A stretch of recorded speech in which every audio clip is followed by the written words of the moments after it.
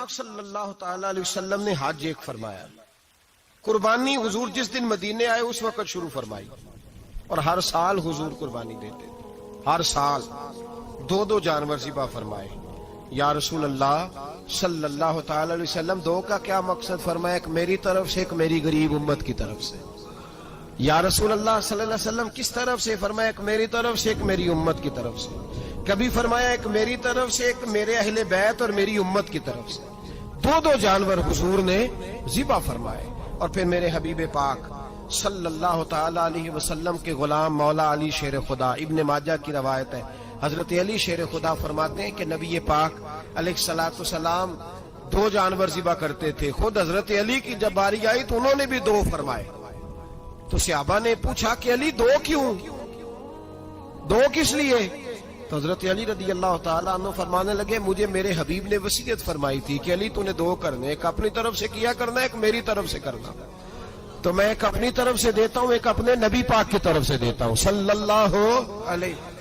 2 جانور. آپ لوگوں نے سنی ہوئی ہے یہ بات کہ مہینہ مہینہ کھانا نہیں پکتا تھا حضور کے گھر میں. حضرت عائشہ فرماتی ہیں 3 چاند اور 3 سورج کٹھے کبھی نہیں دیکھے جب ساتھ روٹی بھی کھائی ہو. یعنی 3 دن مسلسل کبھی کھانا نہیں کھایا. قربانیاں کتنی دی بولیے؟ حضرت علی شیر خدا کا مکان کوئی نہیں اپنا, کوئی گھر نہیں بنایا. مولا کائنات شیر خدا, میں نے یہ بات پھر دوہرا رہا ہوں, پہلے بھی میں نے عرض کی تھی, پکا کرنے کے لیے دوہرا رہا ہوں. حضرت علی کا کوئی کاروبار نہیں بظاہر. بی بی صاحبہ فرماتی ہیں کہ کئی ہفتے صرف سرکہ اور کھجوریں. قربانیاں کتنی؟ اسی سارے صاحب لان ٹورے ہیں کہ ساڑھے تے لگ دیئے کہ نہیں, پکا. اور پھر جب بات ہوتی ہے دینے کی تو ماحول اور ہوتا ہے, جب لینے کی باری ہوتی ہے تو ماحول اور ہوتا ہے. قربانی واجب ہے اس شخص پر جس کے پاس 52.5 تولے چاندی یا 7.5 تولے, لیکن میں 7.5 تولے والا فتویٰ نہیں دیتا, میں 52.5 تولے چاندی والا فتویٰ دیتا ہوں. اس لیے کہ 52.5 تولے چاندی تو شاید تولہ یا 1.5 تولہ سونے کے برابر ہی ہو جائے. ٹھیک ہے نا جی؟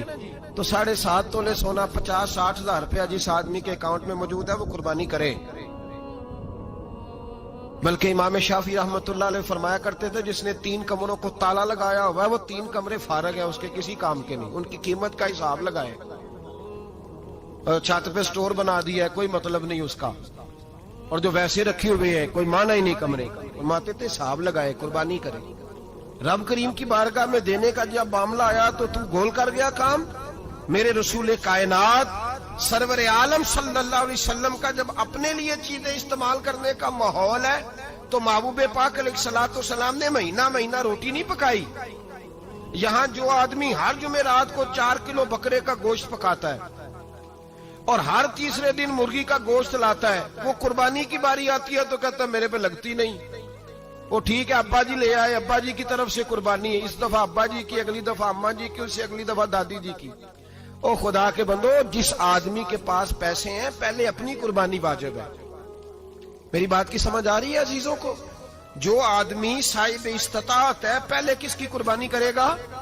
وہ کمائی کرتا ہے, اس کے اپنے اکاؤنٹ میں تنخواہ آتی ہے, ابا جی کے اکاؤنٹ میں نہیں آتی.